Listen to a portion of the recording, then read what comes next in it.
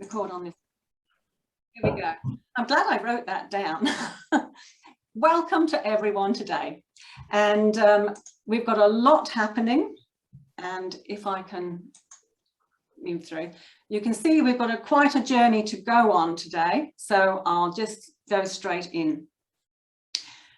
In our tradition of celebrating Indigenous women leaders, this meeting, I want to celebrate Senator Lydia Thorpe, who was the first Indigenous person elected to Victorian State Parliament. That's male or female. And she was also the first Indigenous person to represent Victoria in the Senate. So thinking of her, I'd like us to all acknowledge the traditional owners of the lands in all the places we meet from today and pay our respects to their elders, past, present, and emerging. And Lydia has had quite a background, as you can see on the screen, and we need just more of this diversity in Parliament. So well done, Lydia, for being in this space. Come on, move, that's better. Today we're welcoming Salla. Salla, lovely to see you. And the Zonta International Vice President from Finland. Florence, who seems to be dropping in and out, but she's on holiday in Austria, but she normally lives in Luxembourg. Angela Brockman, I haven't seen yet, but it's midnight her time. She's in Kentucky.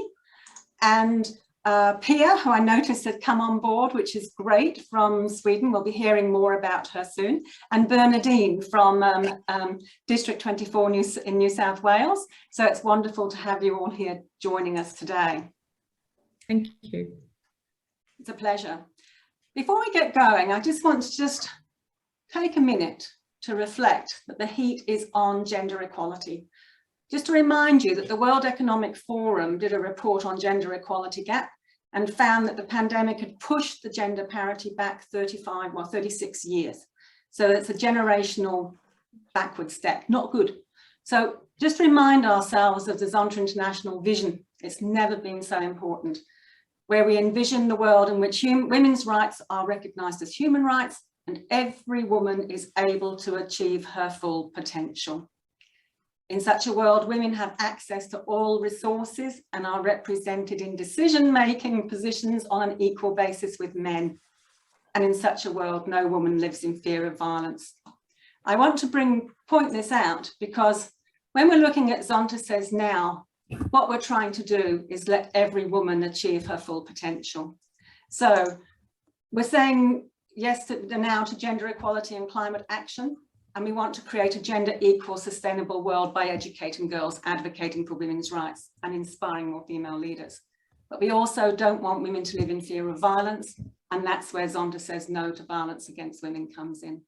So people have often said, how does it fit with the Zonta International vision? I thought it would be useful just to remind ourselves. I also had a light bulb moment the other day.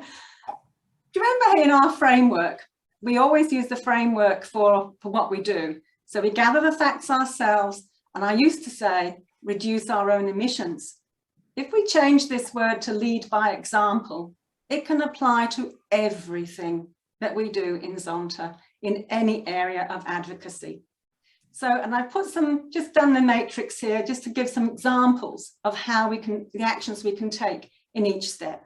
We can add our voice, advocate in our club and collaborate with like-minded organisations. So whether it be advocating for violence against women or to advocate for gender equality or climate action, we've got a roadmap to do it. And it's 5 steps, which is as many fingers as we've got, so that's even handier. So anyway, I just wanted to bring that to your attention. Oh, we've got Valsara's just coming in, who's let Val in. So you can see all of this in the notes when we at the end of the meeting. Now, it gives me absolute great pleasure to introduce Helen Brown, Dr. Helen Brown.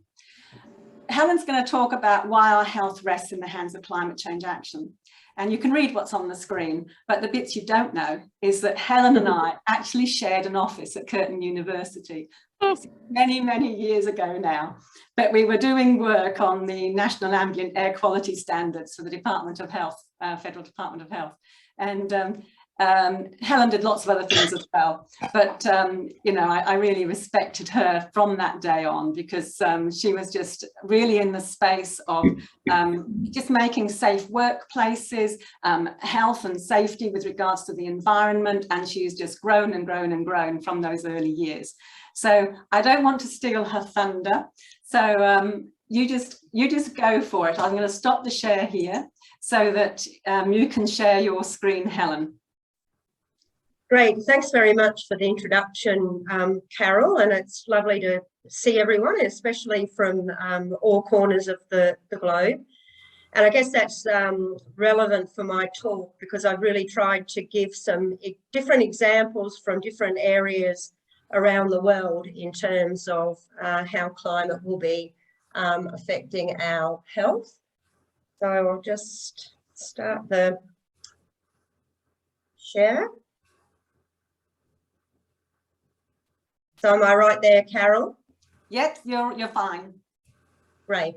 Okay, from beginning.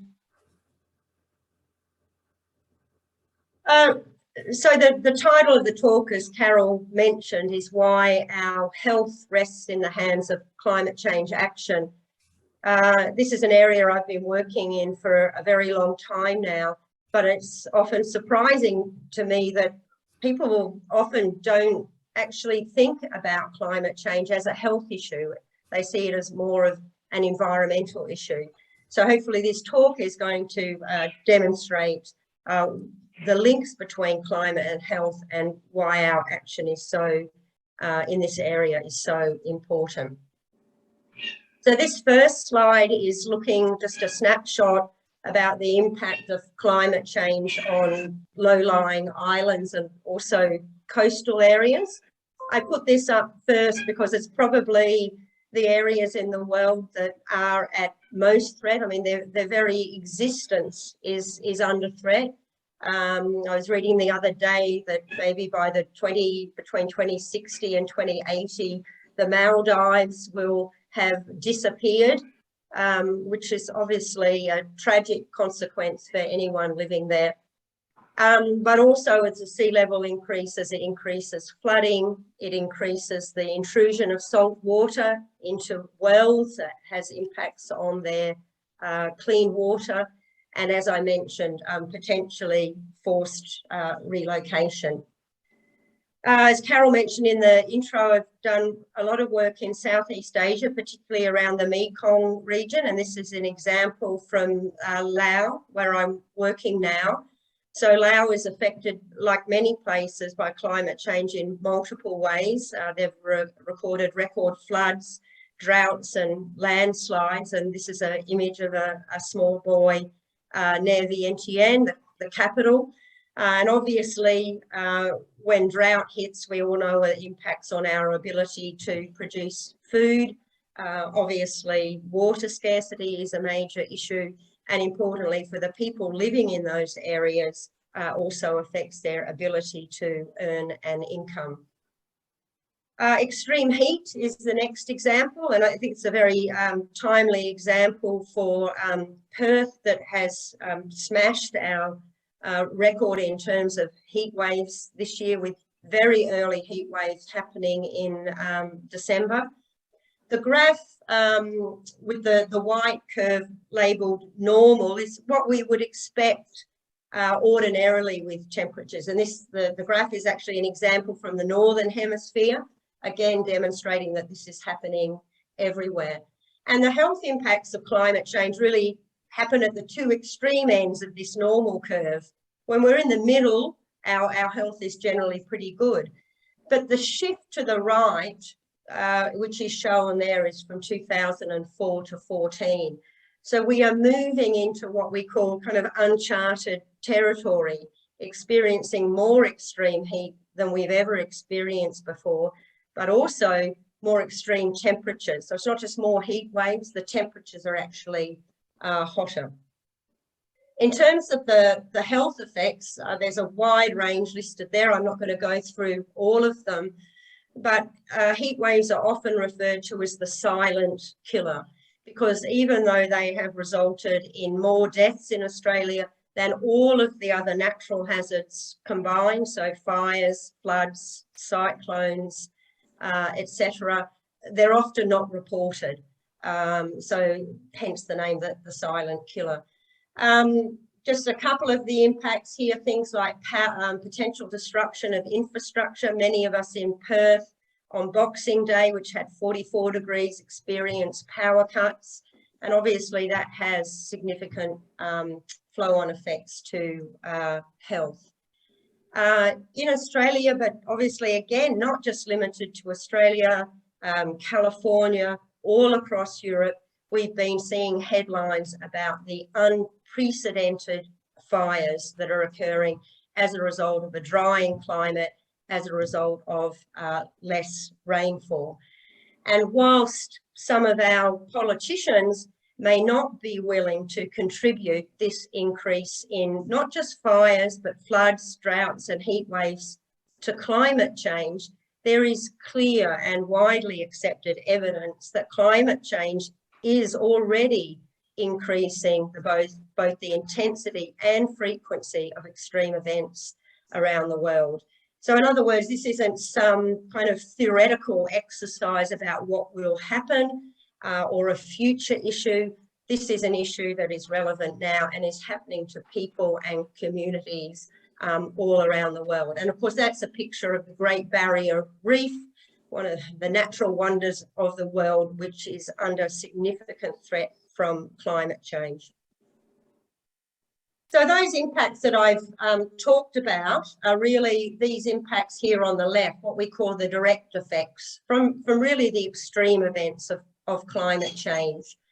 But what we also need to be mindful of is there's also this column of red effects, which we call the indirect effects, which are probably going to have even more of an impact on our health. And then a recognition that not all people will be affected in the same way. And that's really where those that green column comes in. Things like age and gender, your health status, your socioeconomic status, where you live, etc. So I'm just going to run through a few of those examples now of those indirect effects and who may be more affected. So I'll start with water quality. So everyone knows that the water is absolutely essential for life, and this is a document from WHO, Safer Water, Better Health, that indicated that inadequate, what we call water, sanitation and hygiene, was referred to as WASH, is responsible for 3.3% of deaths every year. So about 2 million deaths per year. And the burden of that is primarily with children under 5, where 13% of all deaths are linked to inadequate water and sanitation. So that's a given, we know that. But what does climate change have to do with that? It's pretty apparent. When we have more extreme events such as flooding and extreme precipitation, that leads to significant contamination of water supply. So overflow of sewerage systems, contamination from agricultural lands, etc. And on the other hand, we have things like drought and extreme temperature, which in some areas is also resulting in increases in water scarcity. So all of those issues affect every element of WASH, both drinking water, water for sanitation, and water for hygiene. And so, of course, that's linked to diseases like cholera, incidents of diarrhea, but also strongly linked to things like poverty and education, hunger, and gender inequality. So as shown by the image at the bottom, of course, women and young girls bear the burden of collecting water. And when that burden increases, opportunities for things like education tend to suffer. Another gender issue with respect to WASH is obviously maternal and neonatal health. And this very recent report from WHO indicated that, in fact, the second highest priority after respectful and dignified care for women was WASH. And that the data indicates that infections from poor WASH is responsible for 26% of neonatal deaths and 11% of maternal mortality. It's more than 1 million deaths every year from inadequate wash. And that will be affected by climate change. So one of the biggest pushes now with WHO is the development of what we call climate resilient healthcare facilities. So in this next slide, I put in a few examples of some of the focus on closing the gender gap. And so it's referred to as a gender action plan. It's being taken on board by the UNFCCC, and there's organisations around the world looking at not just wash and climate change, but all aspects of climate change with respect to gender. And that's obviously not just because women are often more vulnerable, but often because women hold the key to action in this area. Women often hold the key to developing adaptation strategies in local communities and driving change. So unless this gap is addressed, action on climate change will certainly be nowhere near as effective. So that's examples of water. I'll move on to the other thing we really need in life in terms of health, and that's air quality. So climate change affects air quality in a number of ways, obviously through bushfire emissions. So the image on the right is of Sydney, looking at the air quality before and after the fires. Now that type of poor air quality was experienced for most of the summer months. And in fact, the fires of 2019, 2020 commenced in August, which is still winter in Australia. So air quality issues are a major impact of climate change. But not just through bushfires. A drier climate means more dust, more particulates. Hotter temperatures mean there's more formation of what we call ground level ozone that we breathe in, which is very bad for our health. And there's also evidence that climate change will also change pollen patterns, which will affect things like asthma. And given some 3.3 million people die around the globe every year from air quality, it's really a significant issue. So from water and air, what else do we need to survive and have good health? It's obviously food. So I've gone to some more examples here from Australia. The map there of Australia is just taken from the 1 year, but the projections are very similar. And that's for very much a drying climate over most of Australia, but some areas also experiencing floods.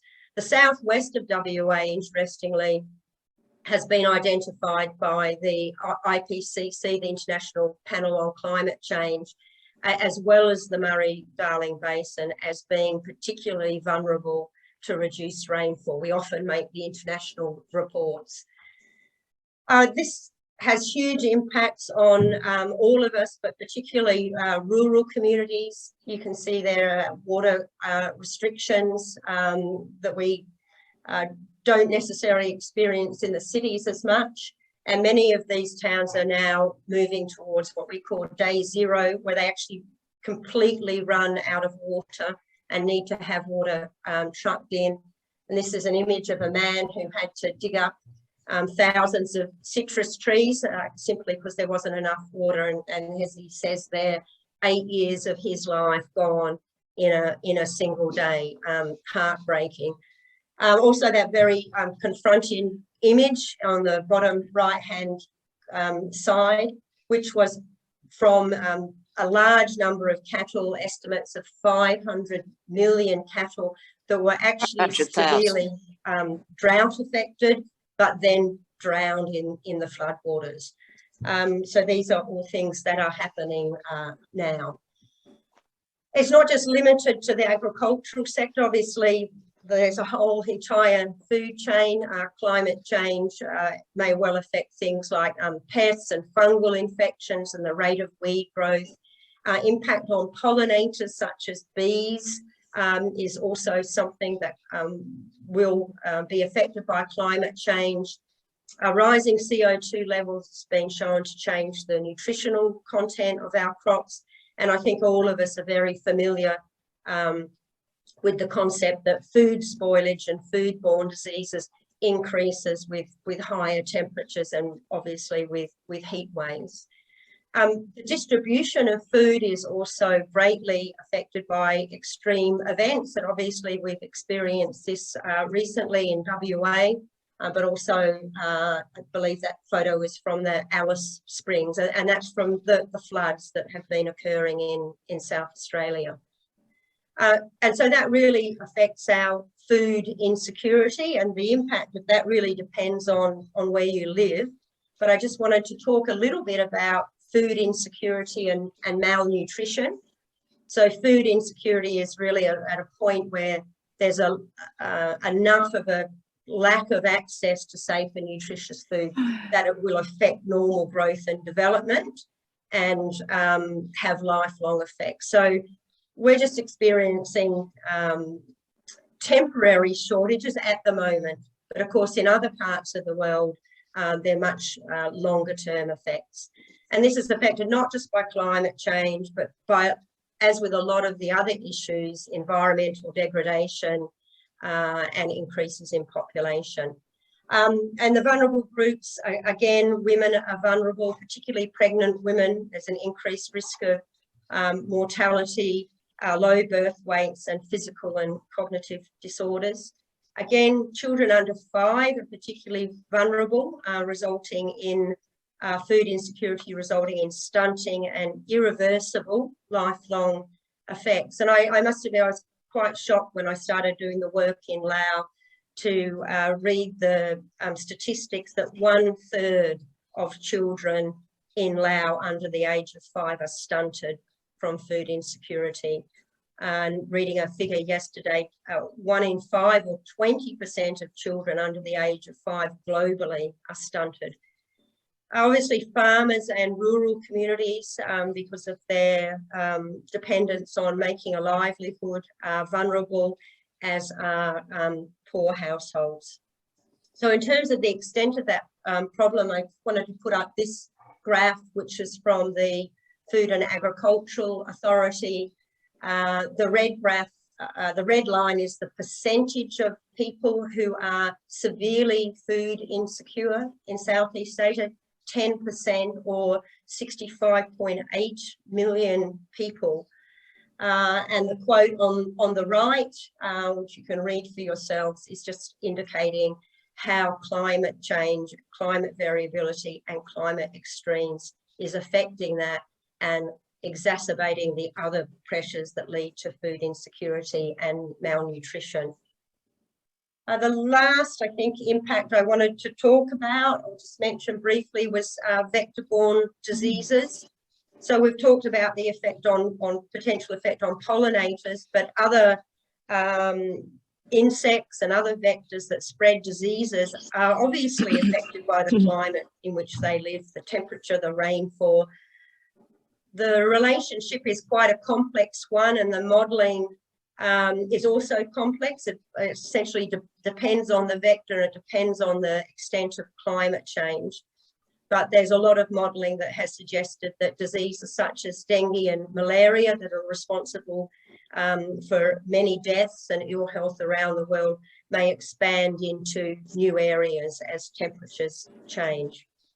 So that's really just a little bit of a snapshot on how so many things in our life are connected to climate. And I think sometimes we forget that, particularly when we're living in cities.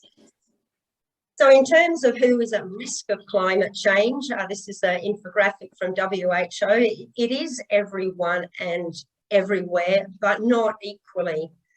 Climate change is certainly a risk multiplier, and particularly for groups who are already vulnerable in many ways, whether it's in terms of health, economics, or a range of other things. So some of the examples there are those living in poverty, women and children, And obviously children are the most vulnerable to climate change because they are actually being born now into, for their whole lifetime, they will be in an era of climate change. So they're definitely more vulnerable. And obviously countries and individuals and communities that don't have the capacity to help.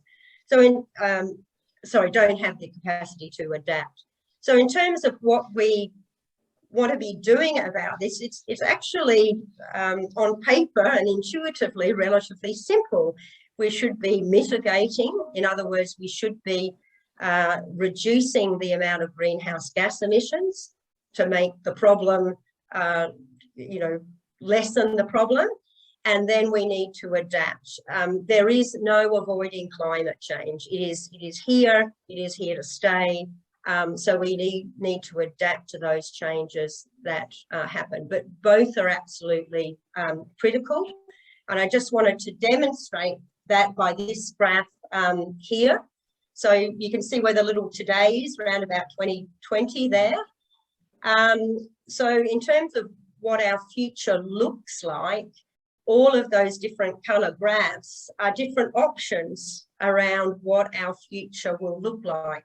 We want to try and keep it to the little red circle where the Paris agreements are, which is a 1.5 to 2 degree increase. But at the moment, we're not tracking to meet that target. We're really tracking to this mid-level emission. So in terms of where we end up, it absolutely depends on the actions and decisions that happen today. And on the next graph or the next slide, I just wanted to demonstrate why those decisions are so important. So even if we're looking at a 0.5 degree increase, which some people will say, well, 0.5 degree, it's not much, such a small number. But if you have a look at that little infographic there, the difference between 1.5 and 2 degrees is significant. Okay, at the moment, we're experiencing temperatures of about a 1 or slightly over 1 degree increase, and those impacts are quite significant. So limiting the temperature is really important. And if we think about the lines on the graph that where we want to avoid the very high emissions and the high emissions, we have to recognise there are limits to our adaptation. We may simply not be able to adapt to those. So it's really important that we mitigate greenhouse gases. In terms of health, mitigating greenhouse gases is it's a no-brainer. I mean, if we're moving from burning fossil fuels to renewable energies, the improvements in air quality are really astronomical. Moving to things like a more plant-based diet to reduce agricultural emissions is a health benefit. Moving to more sustainable transport, getting out of cars, onto trains, onto bicycles is very good for our health. And things like creation of urban forests is also very good for our health. Whether or not these things are happening is another question. But in terms of the health benefits, it's very, very clear that we should be doing these things. So these are just a couple of pictures about how people are being spurred into action, about how the future of our children, the future of us, the future of everyone on the planet depends on these decisions, and it depends on people getting out there and trying to make a difference. So hopefully I've demonstrated why our health very much does rest in the hands of climate change action. We are, and sometimes we forget this, absolutely dependent on the services provided by Earth, air, water, food, etc. And these are at risk from climate change. So what we determine, what we do will determine the health of the planet, the ecosystems, and all living creatures. Obviously, I focused on humans, but all living creatures. So it's really important that we increase pressure on government and institutions to make the choice of strong climate action a political imperative. It's certainly a moral imperative and an environmental imperative, but sometimes that's actually not enough for politicians. We need to make it a political imperative. Obviously, we can make our own decisions and change our own behaviours, but we really need that change at a system level. It needs to go to policies, etc.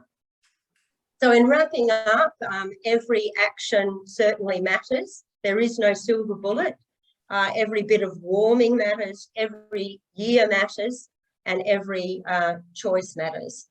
And as demonstrated by this young woman here, our future is in your hands.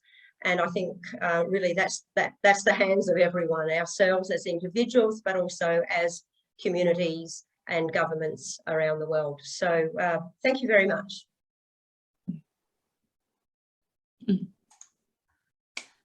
Helen, that was very sobering and very well described, taking us through that journey.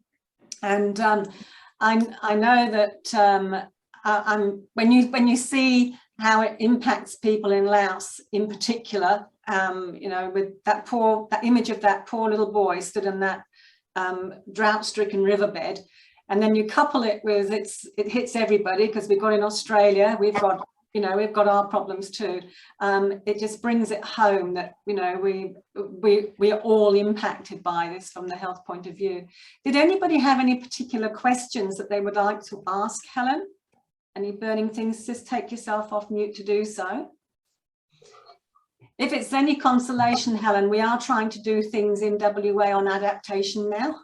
The Department of Water and Environmental Regulation released a report on risk assessment and climate for government agencies last week. So we've been working to try and get that sort of rolling. So it's not actually in the public domain, but there's stuff happening within government, which is great. Yeah, I did just want to say, when you said it's kind of a sobering picture, and I mean, it's a bit of an occupational hazard when you work in the area. And I did mean to add a thing at the end, which is, I mean, we've still, it's such a fine line when you're delivering the message, because we still have to have hope that we can do something. I mean, giving up, saying there's nothing we can do is absolutely the worst thing. I mean, I don't have a crystal ball. I don't know where we're going to end up, but I certainly do know that if we do nothing, we're in really big strife. Well, if we do nothing, we're making action. By taking no action is an action. Yeah. Vicky, your hand is up. Did you have something that you'd like to say? Vicky Naser. Oh, right. Yeah. Vicky Carmen Brown, sorry. So, thank you very much, Helen. I really enjoyed your presentation. And I was wondering, do you allow others to run your PowerPoint? Do you have a way that we can access that PowerPoint, or do you want that to happen? Because I'm thinking there would be some groups that I know that would probably benefit from seeing this. I'm more than happy to share the presentation, or for someone to hit play on the recording. I'm more than happy, or to come and do it in person if I've got the time. So yeah, certainly. That's wonderful. Thank you very, very much. You're welcome. Tyrrell, you had a question. Can you hear me? Yes, we can. Yes. Okay. My question is, Helen, I think that those graphs that you showed as a mathematician, I found fascinating. And I think they very clearly describe the longitudinal impact of not doing anything. And we really do need to get that out. And I sincerely thank you. And if we could please get our politicians, if every Zontian sitting here at the moment could get a copy of that and show it to everybody who's going to be standing as a candidate in the potential election that we're going to have in Australia in 2022, because we have to ram home the impact. It's frightening, absolutely frightening. So thank you very much. Thanks, Tyrrell. I mean, I just add to that, I think one of the things I didn't say, but I should have in the talk, was you might have noticed in the graph that really we're at the beginning of the differences that different pathways will make. So there is going to be an exponential, well, there might not be an exponential change. It depends what emissions pathway we end up on. But what will happen in the next 10 years is already decided. And this is the thing. There's been the images of, I think Carol used a freight train. I mean, it's not just like, oh, I've all of a sudden discovered that climate change is an issue. Let's stop emitting greenhouse gases. Well, that would be great, but it's not going to be for another 10 or 15 years until we realise that. So this is actually I think, a really big issue in terms of how humans work. Something like COVID, for example, that has, you know, flipped the world on its head and resulted in huge amount of actions. It's very, we do something and there's an effect. We're not very good at thinking about, you know, 20, 30, 40 years down the track. Yeah, and that's why I really try and, but it's also, you have to be careful of showing that graph of teaming it with what is happening now, because the minute you start talking about exclusively the future, and particularly the year 2100 is used a lot, people go, oh, 2100, it's miles away. So we have to, it's a tricky communication thing. It's about now, but it's also about the future, if that makes sense. Yeah, absolutely. Bernadine, you have your hand raised. What would you like to say? You're on mute, Bernadine, sorry. Helen, that was excellent, thank you, and so easy to follow and comprehend. And just following on from what Tyrrell said, I know by showing it to the politicians, I'm sceptical in that area because I don't think they're listening and they don't want to hear. They've got their own agendas. I really think this needs to go out into the community, into the people, because it's a groundswell of people speaking and saying this is the direction we need to go in. So I would like to say, follow on from what Vicky said, is if there was a way we could get a copy of it just to explain to people, because I think we all see climate change, but we don't understand really the impacts that are out there. And I mean, that picture of Manly Beach is one of my local beaches, and I can say it was so true, and it happened for about 3 months of all of summer, basically, that you couldn't walk out the door without gagging. That was pre-masks, so that was before COVID. And I know friends who have asthma who really struggled with those conditions. So only small pockets of the community are actually experiencing it or understanding what climate change is. So I think your presentation has really put it in a nutshell, saying this is what we're going to look forward to, because we don't get that information otherwise. So thank you very much, Helen. Thanks very much, Bernadine. Yeah, I mean, in terms of the fires, I think the figures were that there were about 35 direct deaths from the fires. Obviously, people who, you know, couldn't get away quickly enough. But the estimate is there were about 400 deaths from a combination of exposure to the pollutants and also the heat. Yeah. And I guess this comes back to the silent aspects of it. We don't always hear those statistics.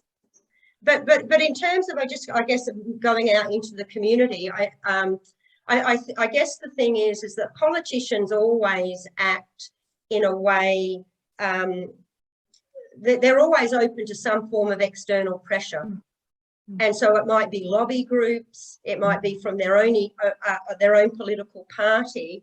I think we get to them by the community, but the community has to become a bigger and bigger and bigger and bigger external pressure, as I said. So it becomes a political imperative for them to do something about it. I mean, and it's frustrating because the science is there. And the science has been used relatively effectively with COVID, but I think there's a blind spot with climate change. It's interesting, Helen, they always say that you get the government that you deserve, but I read about this thing the other week called Overton's window, and it was saying is the level of comfort that politicians have about talking about a particular area. And so if they're talking to people who say, oh, you know, climate change is going to take my job away, they won't talk about climate change or put it on their agenda because they think they might lose votes. But if they're talking to people that say, I just need you to talk about climate change in an adult way in Parliament because it's so important, and if everybody that they speak to is saying that, then it boosts their confidence to actually talk about it.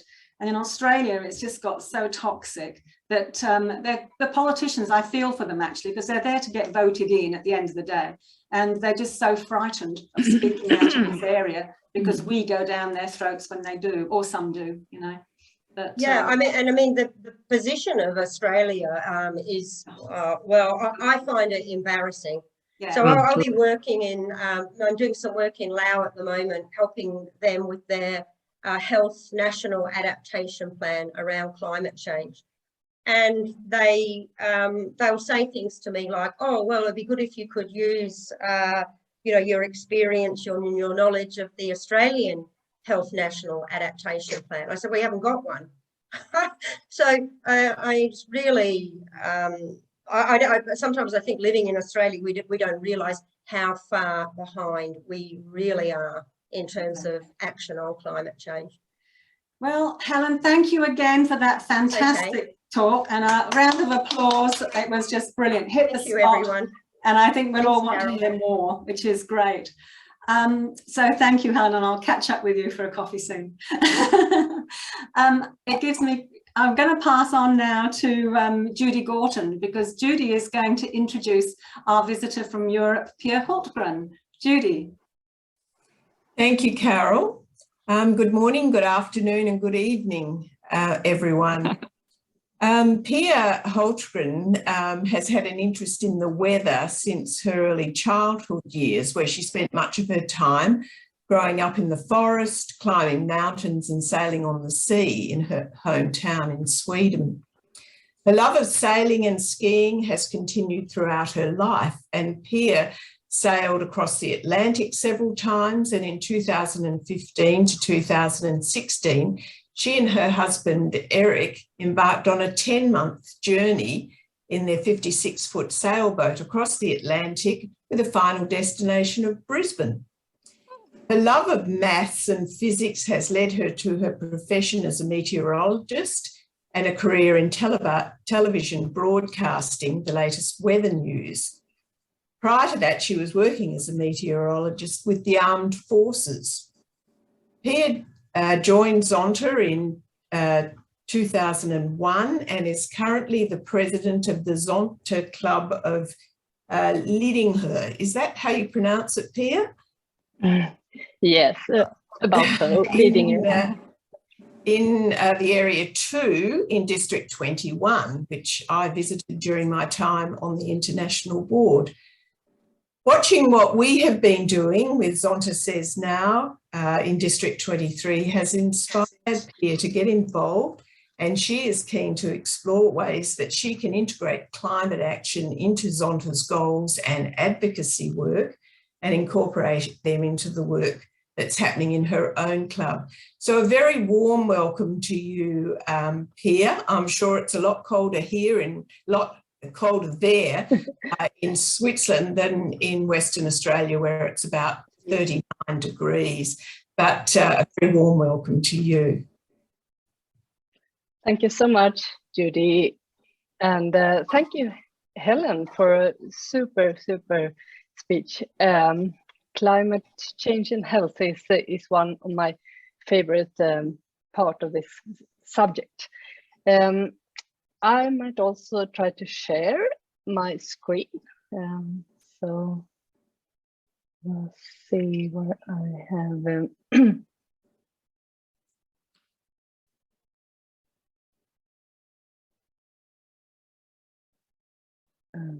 Yeah. Well. I think it's working now. Okay. Yeah, that was a good long presentation. So I don't need to speak so much about. Judy said almost everything, and Helen spoke also about this, that climate change is certainly a question about women, that women suffer more, but also that women can do more. We have a natural way of thinking in sustainability and thinking wider and longer. And we are a very important part of this. And also, I believe, I heard a speech some weeks ago that it's so much also about communication. Very much of the research in climate change is in English. The majority of articles, scientific articles, are written in English, but the people around the world speak so much more languages, and I think that also can be applied to that we women have to speak more about this climate change. Also, women have to understand. That's my take on this, of my speech. We have to understand, and we have to speak about it clearly and in a right way. So this is my background. In Sweden, a lot of sailing and nature and animals, dogs. And we also live with this news all the time about climate change, very close by in the Arctic. I live quite close to the Arctic, and that's one part of the Earth that we clearly can see this climate change. And also outside here in the Alps, on the higher levels, the climate change is so obvious. Even in Sweden, we had wildfires. Summer of 2018, I think, was a big, I don't know exactly the word, but game changer for Swedish average people, when we also in very close to the Arctic saw these wildfires. Also Siberia and Greenland have experienced the wildfires. So we had a lot that summer. We had a lot of tropical nights and several months of very severe droughts.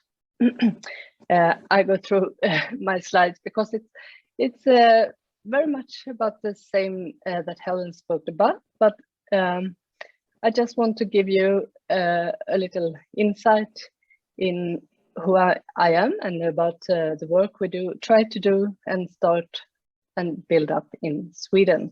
And I'm so thrilled to be able to cooperate to you and to the Zontans around the world. Well, I do a lot of, I've been into the research in Sweden about climate change. I've been working for the military, and nowadays I work a lot for the media, and I'm speaking a lot about climate change for people, try to get people to understand. And for me, it's natural that we have a climate change, but still there are people that doesn't really agree. It's also important to know when we speak about 1.5 and 2 degrees that we know we speak globally. And in our part of the world, we already have had 1.5 degree heating of our part of the world. So it's affecting the world quite differently, this heating. As you can see here, this is how lately the Earth has been heated quite differently. There are spots even that are slightly colder that we still dig into and try to find what's going on there. For example, in the middle of the Atlantic, when it's getting colder. So for our part of the world, we can see effects both of droughts, as I showed you before, but also floodings. So we have different times of the years, we have the different problems. Also, we see that the Arctic sea ice is melting. We can clearly see that from satellite images. And here is the normal line, the red extension of the Arctic ice, and summer or September 2019. That's when the ice is lowest. It was like the white part of it. So it's really, really decreasing. And of course, also in the Antarctic, the ice is increasing. So what's the thing about this? I mean, I try sometimes to be philosophic and because here in the very northern part of the world, we are used to darkness and cold climate, and that's the normal for us. And very often people long for the lighter part of the year and warmer.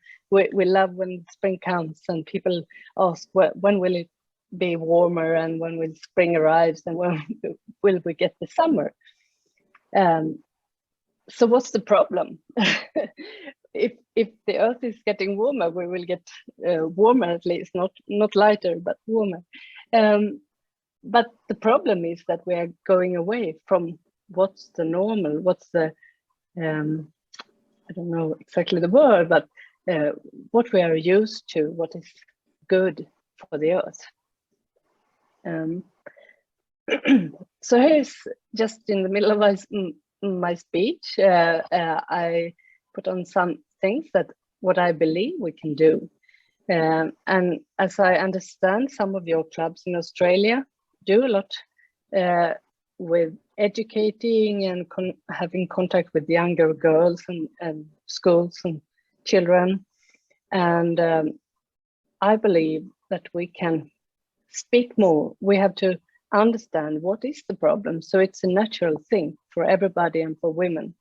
So we know exactly what we are speaking about. And I believe that children have to learn that energy and also water, as Helen talked a lot about, is not ending resources. We live in the Western world, and I mean in schools and everywhere at home, people sometimes using water and electricity as if it will never end. And I believe easy things to do is just to show, maybe have displays in schools and things. That's one concrete thing I really want to do where I live. Have displays of the energy consumption, the water consumption at this current moment, so that people just get the feeling from when they're growing up that it's going away. So they get it natural.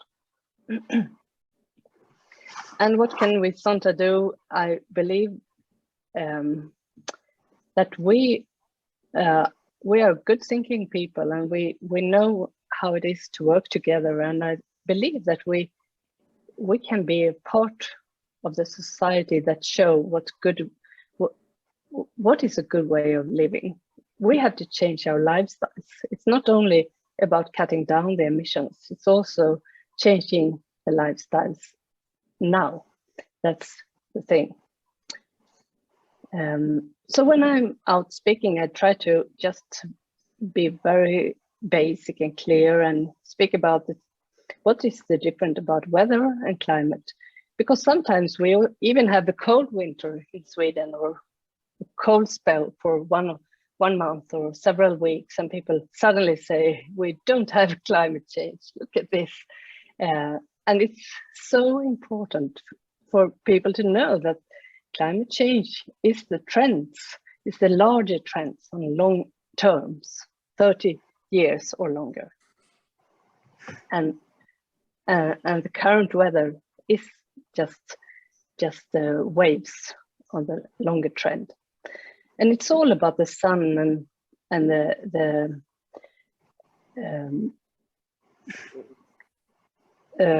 incoming radiation from the sun, the outgoing infrared. So it's about the balance exactly, and the outgoing. This is some Swedish. The outgoing radiation is not going out, so the balance has been disturbed, and that's also important. And it's important to say that it's good for us to have the greenhouse effect, but it's the change of the greenhouse effect that is the problem, that we have changed it. Human has changed it. And this is just clear how it is from 35 Swedish weather stations measuring of temperature. From when we started to measure temperatures, it really has decreased about up to 2.5 degrees centigrade in Sweden.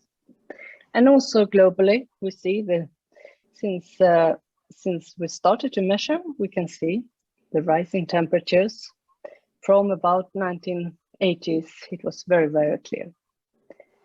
And we also can do longer terms by backtracking in ice, drilled ice kernels that we can measure different substances and see that how the climate has been changing. And I think it's important to talk about this. How do we know? It's not just a story. And we can also see by looking at the trees, how they have been growing, and the different lines show if it's very dense, it's a cold year, and if it's larger distance between these lines, it has been a warm year. So you can really get good information from ice kernels and other stuff. And I also speak a lot about the greenhouse effect. And one important thing that Helen also spoke about is that the carbon dioxide, it's already there. We can't change it now, because the carbon dioxide we put out, it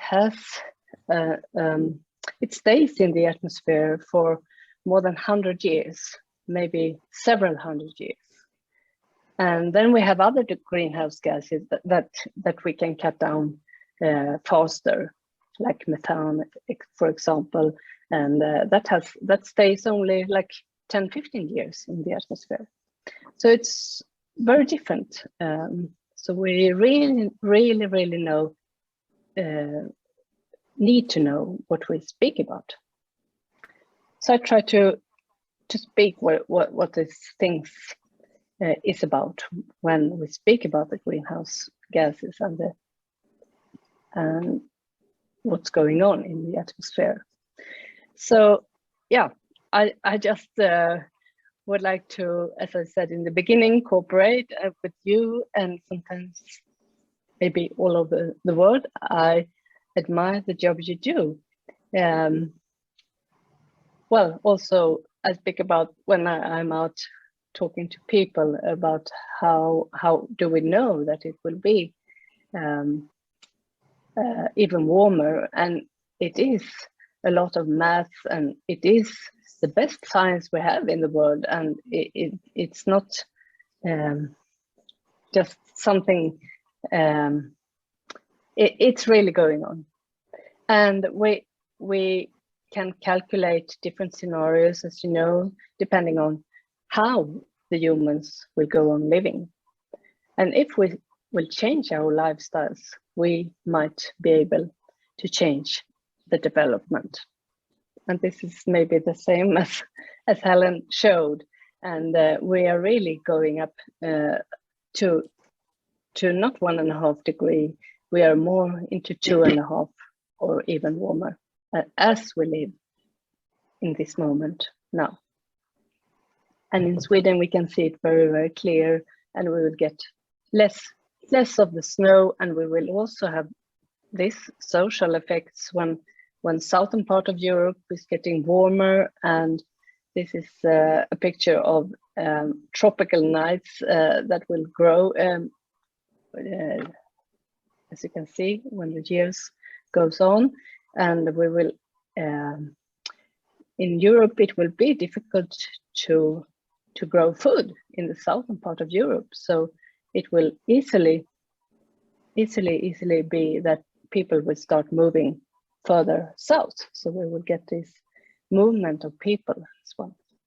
This is the vegetation period in Europe that's maybe something positive for our part, that we can grow more food in the Nordic, but it will be larger problem around the Mediterranean and in the Southern Europe, because they will suffer more drought, and it will be much more difficult. So yeah. And what about the snow? I can see it clearly. Yeah, I mean, this time of the year here in the Alps, it is too warm. It's too little snow, and the glaciers are decreasing quite quickly, and it's really sad. But I believe after my sailing around the world, people really want to do their best. They want to know what can we do. So I have a good hope in this, and I have a good hope that we can maybe copy the photosynthesis. This is in Swedish, but you know, you understand, and that's just the marvelous nature thing, how to use the carbon dioxide. And together, I believe we can do things, and if we can find out good ideas on more concrete work we can do within the Zonta, I will be very, very happy. So if we also put the nature first, and that we change our mind that we are within the nature, we are not here to use the nature, we are one part of it, then I think we'll find the right way forward, and there is hope. With these clever women that are gathered here, for instance, and what we can do in the future, I think there is a good hope. So thank you so much for my speech. Thank you, Pia. It's that was very fascinating, because we're talking about all the Southern Hemisphere events, and you're the Northern Hemisphere. So it's really great to have that contrast of the two hemispheres, to realize that this is a complete global event that impacts everyone. Thank you. Thank you very much, Pia. Did anyone have a quick question? Because I want to move on to Janet. Vicky, you got your hand up? Take your seat. I don't want to hold you up. It just that, Pia, I'm already conscious of the reindeer in the Arctic that are already starving because they can't break through ice. They can dig through snow, but the snow is turning to ice and it hardens and they can't crack through to feed. So it's already impacting, and I know the reindeer are a significant animal as a resource to the different groups up in the Arctic. That's right. Yeah, that's right. We actually had a Zonta that is have a Zonta that's working with that, and she had a speech for our club, and it's really a problem for the people, the nature people that you're similar to your rural people. Yeah, it's a big problem for them to get the food nowadays, because the snow is melting and freezing, melting, freezing, melting and freezing, and it's a big problem. Yeah. Thank you. Thank you, Pia. Thank you. Thank you very much, Pia. A round of applause. That was really lovely, and we look forward to working with you in the future. Keeping up the relationship, that would be really lovely. So it's really nice to develop that. While you were talking, I was just checking my emails on the other side, and I had Angela Brockman from America saying, send me the link, send me the link. It wasn't working. And so Angela's just joined us now. So I just want to thank Angela, because she's from the USA at some ungodly hour. So thank you. I'm going to hand over to Sandra. Sandra, would you just like to introduce Dr. Janice Dudley from our think tank to give a quick profile of where she's at on her journey? I'd love to do that here from Perth. Now, Janice is actually an individual member of Zonta International, and prior to her retirement in 2017, Janice Dudley was an Associate Dean in Learning and Teaching at the School of Business and Governance at Murdoch University here in Perth. But her community work includes membership of the Legal Costs Committee as a community representative from 2008 to the present. Prior to this appointment, she was a community representative on Legal Professional Complaints Committee from November 2001 to 2007.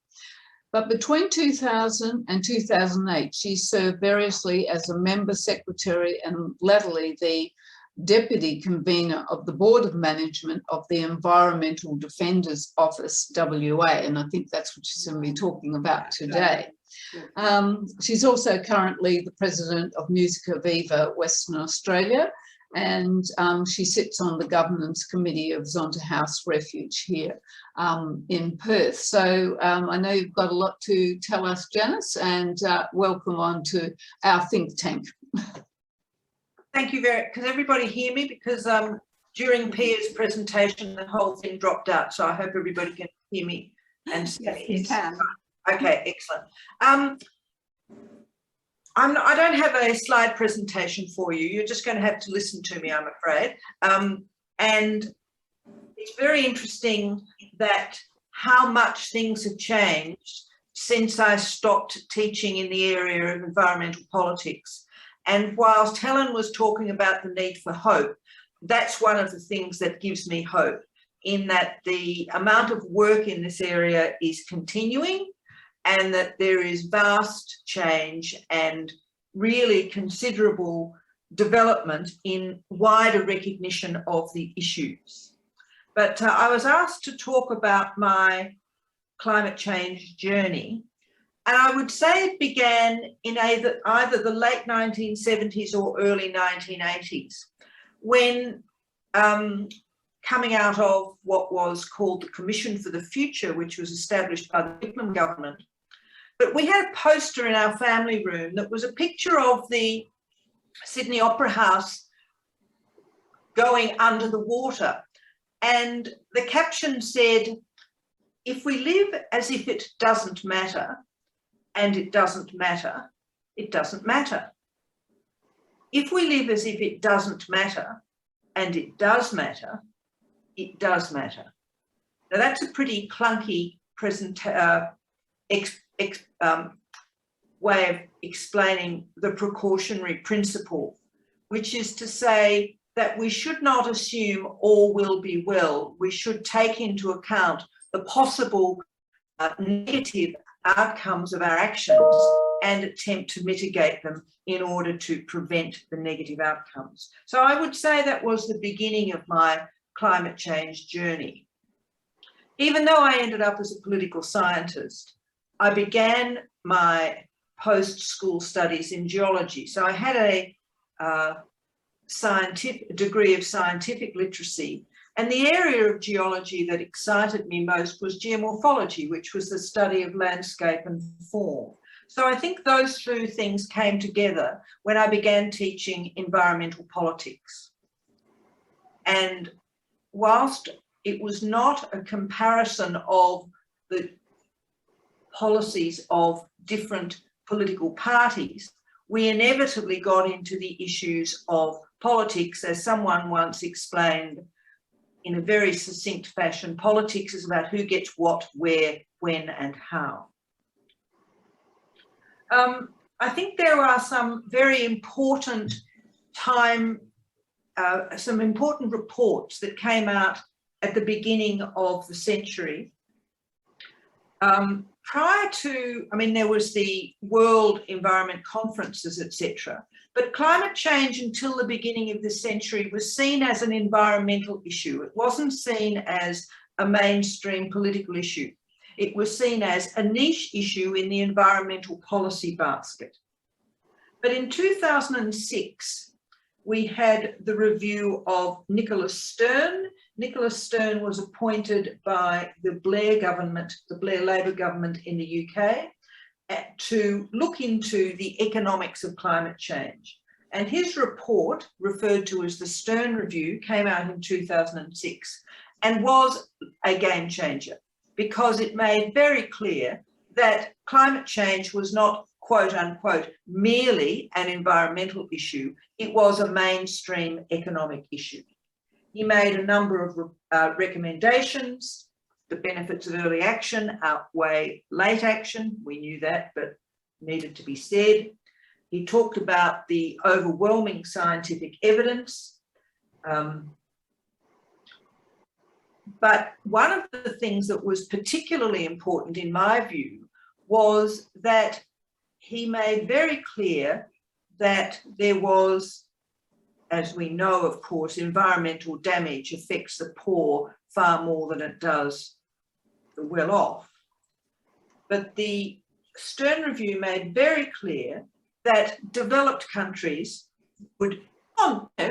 may in fact have marginal benefits, but underdeveloped countries and the developing world would be massively affected in spite of the fact that they were not significant contributors to climate change. And I think that the Stern Review was very important because it contributed significantly to a level of mutual understanding between the environmental lobbies and the environmental communities and the development communities, that these were shared issues, and particularly an understanding that development and climate were intimately connected, and that there must necessarily be a link between those who are committed to improving the situation in the developing world with improving action on climate change. And I think, in a sense, that is the absolute source of Zonta Says Now as well. It's the linkage between the need to empower the disempowered and the role of climate change in maintaining disempowerment. So the Stern Review came out in 2006 in the UK and was very influential around the world. In 2007, the Garnaut Review, which was established by the Rudd government, that was published in Australia with comparable conclusions and recommendations for political action. And out of that came the Rudd government's attempt to establish a trading system for climate credits. The Carbon Pollution Reduction Scheme, which was went through the normal political process of a green paper and a white paper, but it did not make it through the Parliament because the Greens voted it down and the coalition opposed it. So that was a great setback for many people for climate policy in Australia. I think that, that was the sort of context. And in the way that I used to teach this unit, I used to highlight a number of issues which I think continue. The first was intergenerational equity, and that's the level of equity between current and future generations, which of course is the issue that has been so well expressed by those wonderful young people with their school strikes for climate action, and particular the leadership of Greta Thunberg. The other thing, of course, is intra-generational equity, which is the fact that whether it is toxic waste, whether it is air pollution, the poor and the people at the bottom of the socioeconomic heap bear a greater burden of ill health, financial disadvantage and the like than those who are better off. So the issues of intergenerational and intra-generational equity are very important. The other issues and dilemmas that I like to highlight to my students, and these were undergraduate students, so they were in their second year out of school, was the issue of climate refugees, which of course Helen highlighted clearly in her presentation with her fairly stark images of the Maldives and the effect of climate change on, particularly on Pacific Islands. The issue that it will all be right because we'll have technical fixes. So I would get my students to investigate whether nuclear energy is, quote unquote, the solution to climate change. because of course there are issues relating to nuclear energy, which is of course the storage of long-term nuclear waste, and I'm talking long-term, I'm talking centuries. And the issue, of course, which is the one of intergenerational equity, is whether people in the present should bear the burden and the cost of taking action on climate change in order to protect future generations. So they were some of the things that I used to attempt to highlight to my students, not in order to convince them of a very particular way of thinking about environmental politics and in particular climate change, but to get them to think, which of course, in my view, is the whole point of university education. And I'm just going, this is a very brief overview because, you know, we've listened to some wonderful presentations today. So I'm just going to outline what I think are some of the reasons that we can be hopeful. Helen, in the end of her presentation, said, let's be hopeful. We need to hope. We can't give up. Well, I think that the young people who are engaging in the stool strikes for climate action, they are a wonderful example to us all. Several of our think tank members said, why don't the politicians listen? I think it is very interesting that in the forthcoming federal election in Australia, that we have a very significant numbers of independents standing on, and one of their major arguments is climate change. And I don't think it's coincidental that virtually all of these independents are women. I think the solar uptake in Australia is a huge cause for optimism. And recently in South Australia, there have been significant periods of time when the entire electricity demands of the state have been provided by renewables. That would not have been conceivable even 10 years ago. So that's a really great, a great reason for hope. In the last couple of days, there's been significant newspaper articles about the closing of the forthcoming closing of a coal-fired power station in New South Wales that produces 20% of that state's electricity. Most of the debate has been about the fact that there will be jobs that will be lost, and we should never, never underestimate the significance of the way in which our transition to a post-carbon economy will impact upon the livelihoods and professions of many people, and that we as a community and a society have an obligation to enable their transition to alternative forms of employment. Another area that I think is of great reason for hope is that international capital is becoming increasingly wary of investing in fossil fuels. We don't want to have what are called in economic terms stranded assets. International capital is not doing this out of altruism, not doing it out of the goodness of their hearts, not doing it because they think they ought to. This is hard-headed financial management.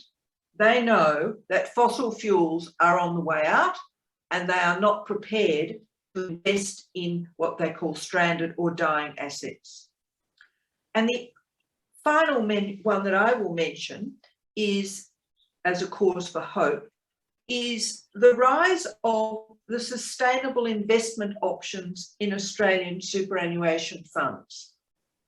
For our international members, our superannuation funds are our retirement funds that people are obliged to contribute to, and the superannuation funds invest those funds and pay people pensions when they retire.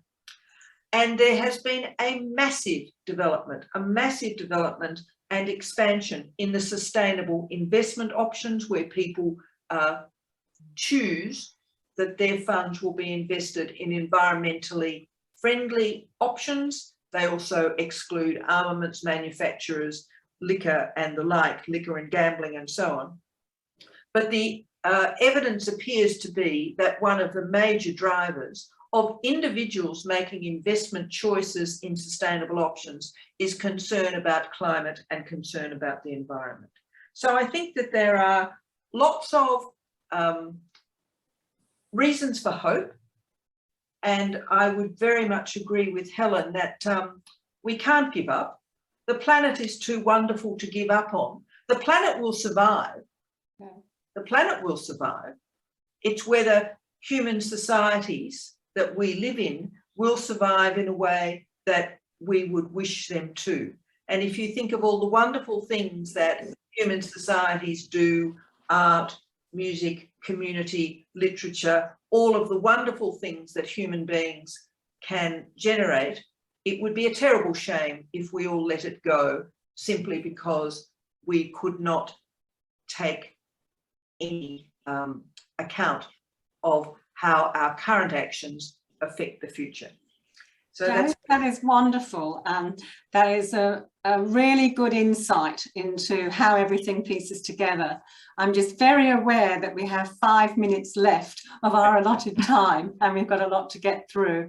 But I just want to give you a double thumbs up for linking. You've got the Stern Review with Ross Garnaut's work and bringing it into the current time with the environment of the election and everything that we've got coming up was an absolutely brilliant journey.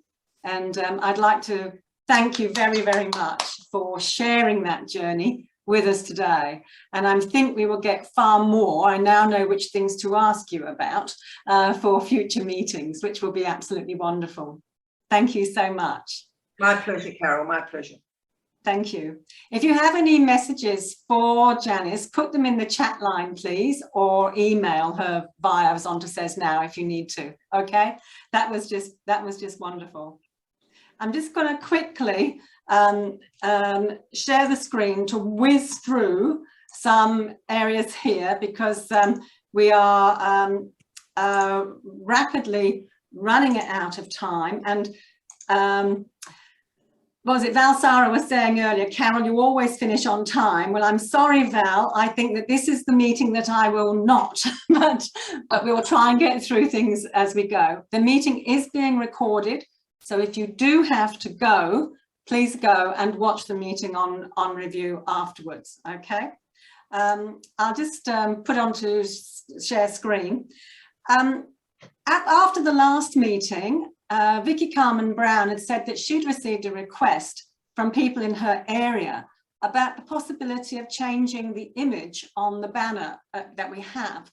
So this prompted us to think that it would be useful to have an image or photo competition for those that might want to have an alternative. And the double thing of that is we would be able to use the images on the website and other things as well. So I've sort of put an idea up here and I would really appreciate you giving me some feedback if you think that this is something that you could float within your clubs. We'll circulate something separately. I've given an idea of a resolution of what we needed because that's what the current picture is, that's the resolution and we're able to work with that fine. But if you've got anyone that does photographics or graphic design in your clubs or amongst your networks, it doesn't have to be a Zontian. The prize is that you actually get your image on the website and the banner if the clubs choose to. So it's a reputation prize, okay? So I just want to float that with you. If you think the 1st of April is too early for a closing date, just let me know in the chat line and suggest something else, okay? I'll just quickly move on. We've got Suzanne, you were going to mention about the Climate Award in Melbourne on Yarra. Yes, hello everyone. There's been fantastic sessions. Can you hear me now? Yes, we can. Yep. I've got people working around me and dogs running around me, so hopefully that will all be quiet for a minute. I just want to introduce a thought bubble. Last year, the Zonta Club of Melbourne on Yarra, and we've got 3 other members of the club here today as well, we undertook to do the Women Taking Climate Action Award, and that was actually really successful. And we had applications throughout District 23. We had applications from Western Australia, South Australia, Tasmania and Victoria. And we gave a $1,000 award, and the award went to Margaret Hender at Carina, which is Citizens Own Renewable Energy Network Australia. And the idea of that, it's a revolving fund that people have donated money to originally, or they build up money from money they've already been given to help tackle climate emergency by loaning without interest to NGOs and other sort of community organisations like education to reduce carbon emissions. And it's actually been really successful. And so we have to discuss if we can go ahead and do the award again, because everybody's been under pressure with fundraising. But I would like to be able to throw into the mix of that discussion a thought, which is, would people throughout D23, would each club be prepared to perhaps give $50 towards the award? And there would probably be enough clubs in D23 that we could make it pretty close to that $1,000. So maybe it's just something to think about at the moment, to take back to your clubs and discuss, and we have to have a discussion too, and I'll put together some information.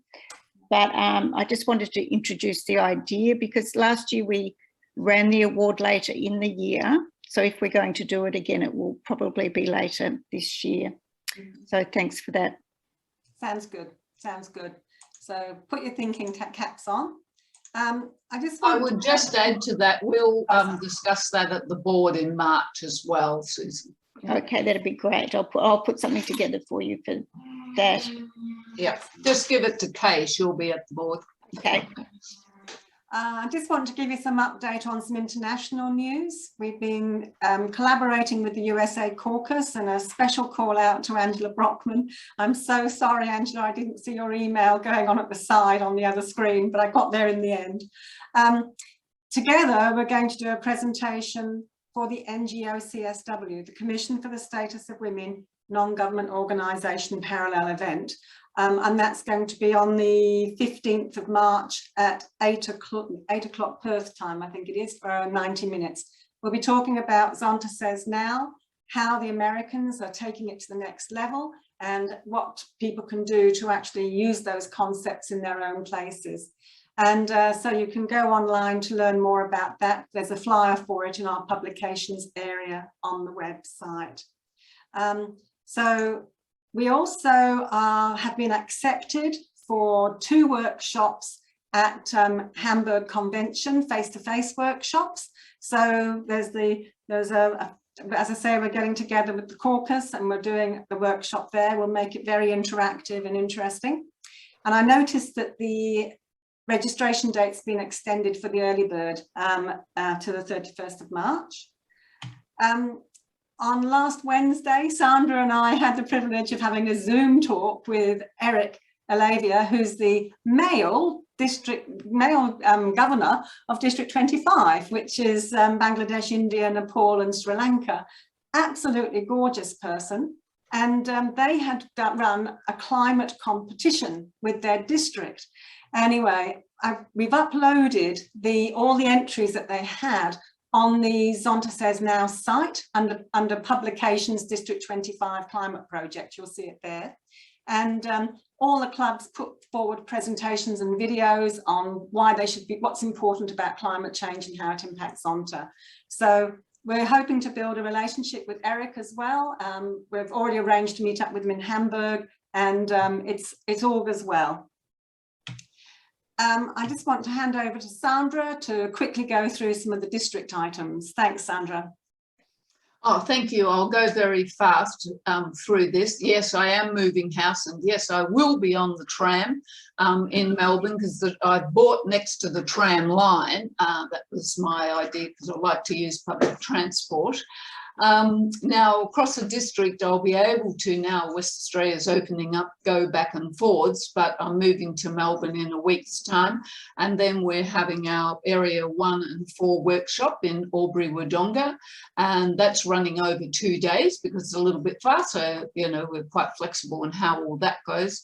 Then we're quickly down to Tasmania, with Vicky for the Cradle Coast, and Area 3 I'll come back over for Bunbury, and Area 2 is actually Adelaide Flinders Club is doing the workshop in Area 2, and that'll be on the 14th of May. The other things that are happening, and I do have my sustainability badge on here, I just wanted to mention that we had 1 million women presenting at our conference, and we've now given $1,000 that we made at the conference to 1 million women, because they did ask for a donation and we had to work out what money, and we had an environmental group who made a donation to the district conference and they didn't want that money back. So basically most of it came from that donation. So that was very good. And everyone's spoken about how we need to get our advocacy, and with the election coming up, we need people to know that Zontans stand for climate action and we stand for the safety of women. And I think we have to ask all politicians, all people who are standing, where they stand on these issues. And we might not get the answers we want, but we want them to know that they should be listening to the women, because I believe that women are going to decide this next election, because I think they've been mobilised pretty well. Val, Sarah, they've noticed things in the paper there, Ready, Set, Grow circulation program. Vicky's noticed this Queen's Jubilee is giving recipients money for tree planting, so you can get into that. It's 3 years Australia-wide, so all clubs could get involved in that.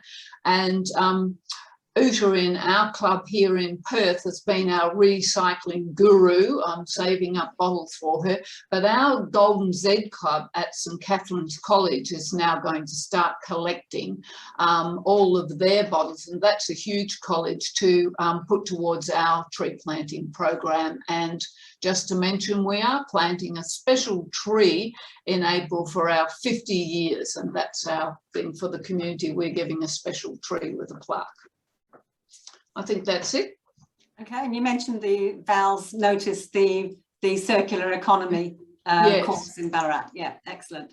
Yeah. And the thing at the university, it's not just St Catherine's College. I think it was the whole college, not just the Golden Z Club. So, yeah, no. So that's a great thing. Yeah. Yeah.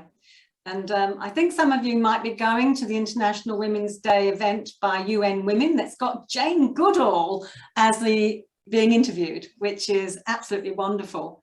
And so it's a brunch in Perth, but a lunch in Melbourne. So we can actually all have the same event, which is amazing. So if you've not booked, do so quickly. There's some seats left in Perth, but I think they've all gone in Melbourne. I want to show you these two pictures because this one here is from a non-government organisation that shows the Climate Change Performance Index. And you've got a blue line, green, purple and orange. The orange is how much of a climate policy a particular country has. You go down the list and there is one country that doesn't have any orange, and that's Australia. Our climate policy is not regarded as even being mentionable by other countries. Ugh. Anyway, Australia ranked 59 out of 64 countries for its climate action, and it's down 5 places since 2020. This is from the World Economic Forum that I alluded to earlier, and you can see that Australia is here, and we're ranked number 50 out of 156, down 6 places since 2020. So, bearing those two pictures in mind, election alert. Tell your MPs what you care about. Go to the Climate Council if you're not sure how to write that letter. go to 1 Million Women's online survey, because they're collecting information about what women think about climate change, which will produce a report to inform politicians. Sign the Oxfam petition for calling out for a green equal future, and you know the issues that you want to campaign about. So this is your once every 3-year opportunity to do so. So get active. And what's your foundation of joy on International Women's Day? Donate to the Rose Day. I've got my little yellow rose on here. Add a little present for the future, and find your will and leave a bequest, and join the Mary E. Jenkins Society. And when you do that, you can reflect on the lives that you're touching today, tomorrow, and always. So there's one thing, we've had so much depression going on today with all the nasties. I want you to share this little thing. I just have to do that and just make sure that I've got the sound sharing, and I'll put it up, and I hope it works. One will make you smile.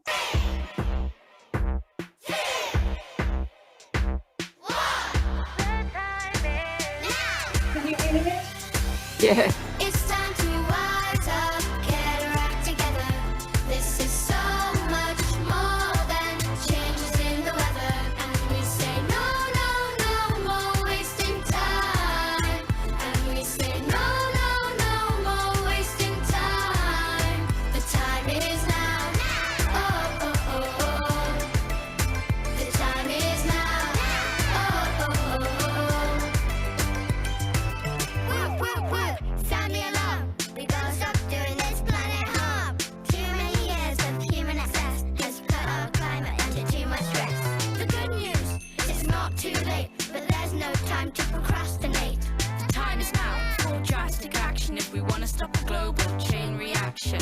Try to see the bigger picture, so much bigger than you and I alone. If we all just make some changes, we could be the ones to turn it all around. It's time to rise up, get our act together.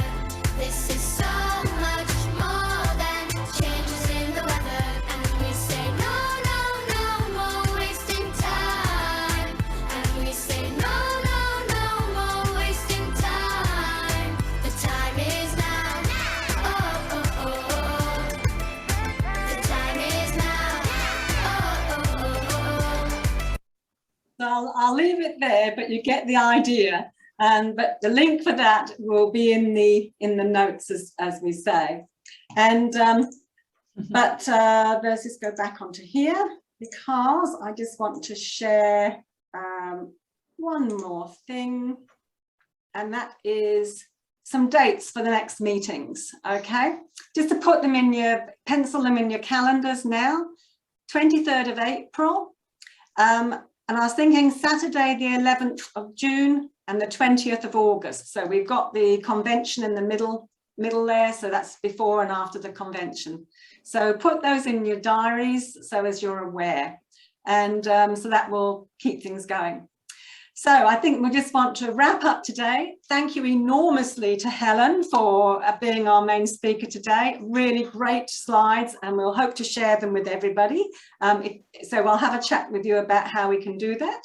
And thank you, Pia, for joining us at an amazing hour and on your holiday. And we really appreciate learning more about what's happening in the Northern Hemisphere. That has been wonderful. And to Janice for having the clarity of thought, for bringing us through the stages of how we have the legislative system and the things that we need to be doing, the policy background to enable things to springboard from, which is really important, and for giving us hope as well. I like the hope bits, Janice, and I think that today we've seen a lot of the science, we've seen a lot of the action, and we also know that through our action we can and do make a difference. And so thank you all very much for a wonderful session today. Thank you. And Carol, this is Angela. Just before you leave, I wanted to let you know that the North America Caucus will be holding our first think tank next month in March. Good. Well done. Angela, I didn't give you a chance to showcase today. I'm so sorry, but because it's must be one o'clock in the morning now. Your end, 1:30. Yeah, right now it's 1:43. 1:43. And that on its own is just brilliant. These women in the USA Caucus are just absolutely phenomenal. And what they do is an absolute inspiration. So I'm hoping that through in coming meetings, we'll actually get to really appreciate what each other's doing, because the world's a small place, and through Zonta Says Now, it's getting smaller. Exactly. Thank you so much. And Look forward to seeing you, Angela, when we meet in Hamburg. Can't wait. Yes, I will be in Hamburg. So if I can help you with your presentations, one of your workshops, just tap me on the shoulder. There we go. That's fantastic. It's wonderful. Everyone wants to help. It's a great project. And also to Salah, and I know that she's kept herself hidden on the camera today, but it is very early in the morning her time. And so thank you, Salah, for joining us today and showing your support. And also to Florence in particular as well, and to Bernadine in New South Wales. It's lovely to see the feelers go out across the Zonda world. Okay, thank you all, and we'll catch up next time. Thank you. Bye. Thank you. Bye, Carol. Bye. Bye. Bye. Bye-bye. Bye. Bye. Bye. Missing you already.